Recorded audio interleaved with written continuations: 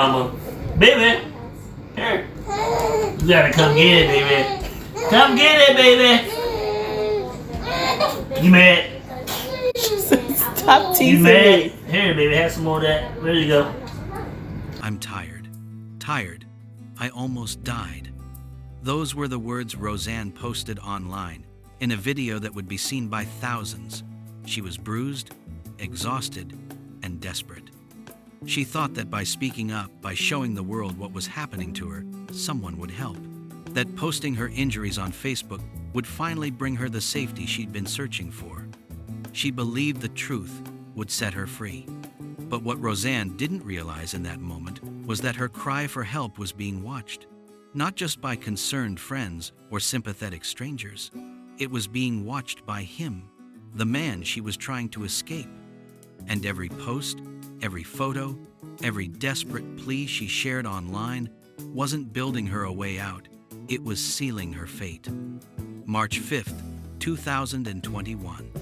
A 911 call shatters the peace of Missouri neighborhood. A woman and her 3 children are being held captive inside their own home. Police rush to the scene, adrenaline pumping, not knowing what horror awaits them on the other side of that door. When they finally break through, what they find stops them in their tracks. Bodies, blood, a scene so brutal it would haunt even the most seasoned investigators. But that's not even the worst part. One child is missing, gone, whereabouts unknown. In the hours and days that followed, detectives would piece together a chilling timeline. They discover that every warning sign had been there, every red flag waving in plain sight. The posts, the hospital visits, the threats made in public, online, for everyone to see. And the question that would echo through courtrooms, news stations, and living rooms across the country was this: how did we let this happen?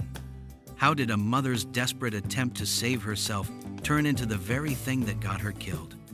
But before we dive deeper into that nightmare, before we talk about the violence and the tragedy, we need to go back to who she was before the fear took over. Because Roseanne McCulley was so much more than a victim. She was a person, a mother, an artist, someone's daughter, someone's friend. And her story, her life, deserves to be told the right way. Her name was Roseanne McCulley, but if you knew her, you called her Rosie, or Rosie Q. That's what her friends called her. That's what her kids called her. Rosie was 34 years old, young, full of life, a woman who should have had decades ahead of her. She was a mother to 3 beautiful children. Caden, her oldest, was 13, a boy on the edge of becoming a man, protective and loving. Kay, her 6-year-old daughter, was pure energy and joy, the kind of kid who lit up every room she walked into. And then there was Zoe, the baby, just 1 year old, still discovering the world through her mother's eyes. Everything Rosie did, every single thing began and ended with those 3 kids. They were her world, her reason for waking up every morning, her reason for fighting when most people would have given up. By day, Rosie worked as a customer service claims lead at Centene Corporation. She was the kind of employee people relied on, dependable, sharp, someone who showed up, did the work, and never complained. Her coworkers respected her. They had no idea what she was going home to every night. But when her shift ended and she clocked out, Rosie became someone else entirely. She became an artist. Rosie ran her own small business called Glitter. It started as a hobby, a creative outlet, something just for her, but it grew into something real. She designed and sold personalized cups with names and glitter that sparkled under the light. She customized shoes hand-painted, one-of-a-kind pieces that people treasured. And she made birthday cakes. Not just any cakes. Cakes that made people feel special. Cakes that said, "I see you. I care about you." Every piece Rosie created carried a little piece of her heart. She wanted people to feel celebrated, to feel seen, maybe because she knew what it felt like to be invisible. If you scrolled through Rosie's Facebook or Instagram, you'd see her in those moments of joy, playing board games with Caden and Kay, their laughter echoing through the living room, teaching Zoe how to clap her hands, decorating cakes at her kitchen table, glitter somehow ending up everywhere on her hands, in her hair, on the floor. She had this way of making ordinary moments feel magical.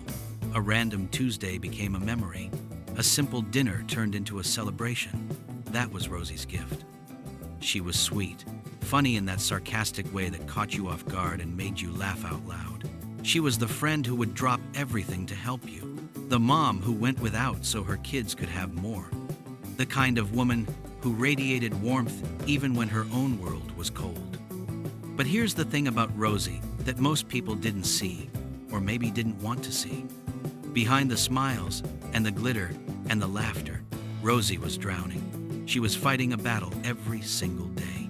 A battle that left bruises on her body and scars on her soul. A battle she tried to hide because she was ashamed, because she thought she could handle it, because she kept hoping things would change. And for a long time, she suffered in silence, until she couldn't stay silent anymore. Before we continue, I need you to do something. Hit that subscribe button right now. Stories like Rosie's, they matter. They need to be told, and they need to be heard. Drop a comment below. Tell me what you're thinking. Smash that like button. And please, share this video. Share it with someone who needs to hear it. Because if Rosie's story can save even one life, then her voice wasn't silenced for nothing. Now, you might be wondering, how did Rosie end up in this situation? Who was the man behind all of this? His name was Bobby McCulley. He was 42 years old.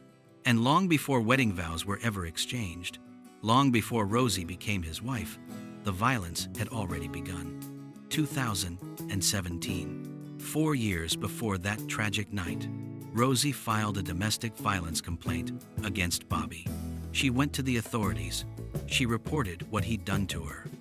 She took that terrifying step that so many victims struggle to take.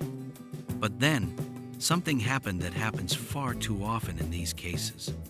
Rosie didn't press charges.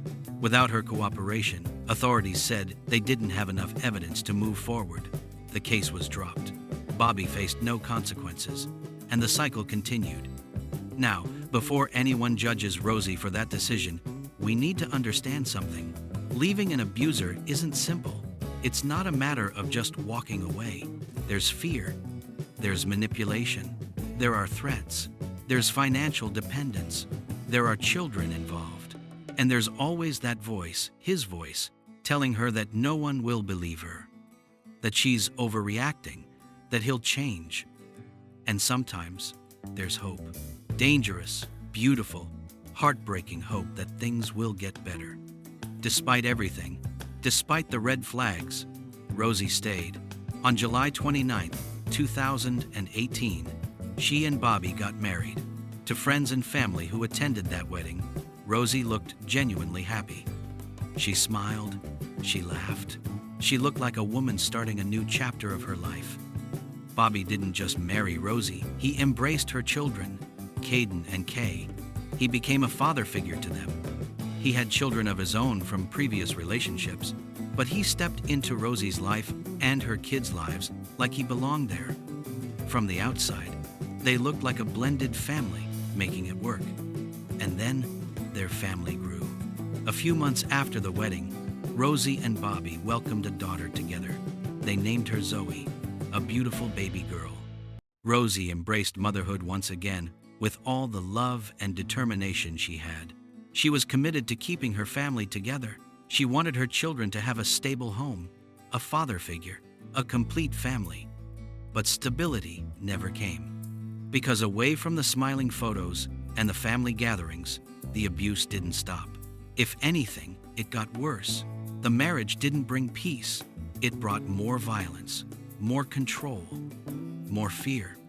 And Rosie kept hoping, kept praying, kept believing that maybe, just maybe, love and patience would break the cycle. Until the day came when hope wasn't enough anymore. That's when everything changed. That's when Rosie made a decision that would alter the trajectory of her life and ultimately end it. She decided to stop hiding, Rosie started sharing the truth on social media. Not hints, not vague posts. The real, brutal, ugly truth of what was happening to her behind closed doors. And her posts were absolutely disturbing. In one post, Rosie revealed that Bobby had beaten her so badly that she had to go to the hospital. She wasn't exaggerating. She wasn't being dramatic. The injuries were real. Bruising covered her body. Swelling distorted her face. He had stomped on her chest and abdomen with such force that doctors were concerned about internal damage. Stomped on her. Let that sink in for a moment. But Rosie didn't stop there. She kept posting because she needed people to know. She needed someone, anyone, to see what was happening and help her. In another post, she explained what had triggered one of the beatings. She had refused Bobby's sexual advances. That's it. She said no. And for saying no, for exercising her right to her own body, she was brutally beaten. Rosie shared that she had put Bobby out of their home. She was trying to create distance, trying to protect herself and her children. But Bobby didn't just leave quietly. The violence escalated. Just one day later, Rosie posted an update that was even more heartbreaking. She had gone to the hospital for an examination. The doctors found significant bruising, lumps, and abrasions all over her body. They told her she needed x-rays to check for possible internal injuries. Her body was breaking down under the weight of his rage. And she posted about it. She put it out there for the world to see. Because she hoped that if people knew, if they saw the evidence with their own eyes, someone would step in. Someone would save her. The comments on her posts were filled with concern, friends begging her to leave, strangers offering support, people pleading with her to go to the police, to get a restraining order, to run. But leaving an abuser is the most dangerous thing a victim can do, and Rosie was about to learn that the hard way. February 23rd, 2022. Just 2 days after her last post about the hospital visit, Rosie shared another update. The situation wasn't getting better. It was getting worse. The violence was no longer just a private nightmare, it was unfolding in real time on social media for everyone to witness. 4 days later, on February 27th, Rosie posted again. This time, she said she was moving Bobby's belongings into a storage unit. She was done. She was finally taking the steps to end the relationship for good. Bobby showed up in the comments section of Rosie's Facebook post. And what he wrote was absolutely chilling. He said, and I'm paraphrasing here, that since everyone was enjoying the show, they should stay tuned. More was coming. Read that again. Stay tuned. He wasn't embarrassed. He wasn't apologetic. He was taunting her, taunting everyone watching. He was telling the world, in plain sight, that this wasn't over, that he had more planned. And no one, not the police, not Facebook, not anyone stopped him. That comment wasn't just disturbing. It was a preview, a warning of what was about to come. But by the time people realized what it meant, it was too late. Rosie had made her decision. She was leaving Bobby. She was filing for divorce. She was taking her life back. But Bobby had made a decision too. He had told Rosie explicitly that if she ever left him, if she ever brought another man into her life or her children's lives, he would kill her. Not maybe, not I might. He said he would kill her. And Rosie knew he meant it. But she also knew she couldn't stay. Not anymore. Not after everything. So despite the threats, despite the fear that must have been clawing at her chest every single day, Rosie pushed forward. She believed she had no other choice. March 5th, 2022. Around 9 p.m., something felt wrong. A neighbor noticed a suspicious person lurking near Rosie's house. They didn't know who it was, but their gut told them something wasn't right. So they did what any concerned neighbor would do. They called the police. Officers arrived. They searched the area. They looked around the property, checked the perimeter, scanned the street, but they didn't find anyone. No signs of a break-in. No immediate danger.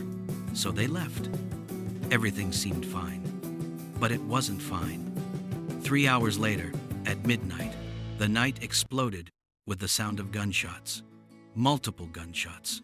Loud, rapid, coming from the direction of Rosie's home. Another 911 call. This time, more urgent, more panicked. Police raced back to the scene, and what they found made their blood run cold. A broken window, shattered glass. And inside that house, inside Rosie's home, was a scene of absolute horror. The nightmare Rosie had been running from had finally caught up to her. When police stepped through that broken window, they found a nightmare that no amount of training could have prepared them for. Rosie was gone, shot multiple times. Her life, the one she'd fought so hard to protect, stolen in an instant. But it didn't stop with Rosie. Caden, her 3-year-old son, was found shot, dead. A boy who should have been worrying about homework and video games, not whether his mother's abuser would come for them in the night. Kay, her 6-year-old daughter, full of energy and laughter just hours before she was gone too. Shot. A child who never had a chance to grow up. 3 bodies, 3 lives erased in a moment of pure rage and evil. But there was one child missing. Baby Zoe, 1 year old, gone. An Amber Alert was immediately issued. Every law enforcement agency in the region mobilized. They had to find that baby. They had to find Bobby McCulley before he did something even more unthinkable. Bobby was now wanted for kidnapping and murder. The manhunt was on. Police were tracking leads, contacting family members, searching everywhere. Time was running out. And then, hours later, something unexpected happened. Bobby dropped Zoe off at a relative's house, unharmed. Physically, she was okay, but that baby girl had just lost her mother, her brother, and her sister in one night. The trauma she'll carry for the rest of her life is unimaginable. With Zoe safe, the focus shifted entirely to finding Bobby. Police were closing in. They knew it was only a matter of time. The next day, they found him. Bobby McCulley was discovered dead inside his car, parked near his mother's house in North Street, Lewis. As police moved in to arrest him, he'd taken his own life, a coward's way out. He chose to escape justice rather than face what he'd done. No trial, no accountability, no answers for the family left behind. The news hit the community like a shockwave. Neighbors who had seen Rosie playing with her kids just days before couldn't comprehend what had happened.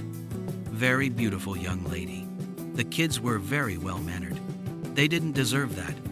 One neighbor said through tears, "I've been crying. I haven't even been able to sleep. I'm devastated." But no one was more devastated than Rosie's mother. She didn't just lose her daughter that night. She lost 2 of her grandchildren, Caden and Kay, gone, just like that. And what made it even worse was knowing that police had been at the house just hours before the murders. They'd been investigating Bobby for domestic violence. Rosie had filed for divorce. The warning signs were everywhere, but Bobby was never arrested. He was still free to move, free to plan, free to kill. Rosie's mother felt that justice hadn't been served in time, and she was right. But the story doesn't end there, because even in death, Bobby's family tried to protect him. Bobby's mother, Michelle Clayton, was arrested and charged with felony obstruction of justice. She had lied to police, misled investigators, prevented them from finding Bobby when it mattered most. Her bond was set at $25,000. Even after everything he'd done, she chose to cover for her son instead of helping the victims get justice. In the wake of this tragedy, Rosie's close friend, Stephanie Streetjohn, refused to let her story fade into silence. Stephanie had been in contact with Rosie just hours before the murders. She knew what Rosie was going through, and now she's made it her mission to share Rosie's story with anyone who will listen. Because if Rosie's death can save even one life, then her voice wasn't silenced for nothing. Domestic violence experts weighed in after this case, and their message was clear. This is a call to action for everyone. Point your family members or your friends to the types of resources to get them help. Or if it's already crossed that line of violence, sometimes you've got to do the uncomfortable thing, which is report it to law enforcement.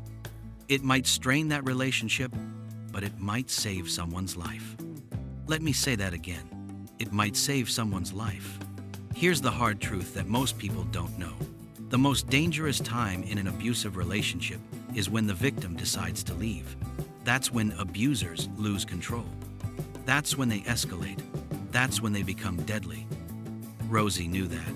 She knew the risk, but she also knew she couldn't stay. And she paid for that decision with her life.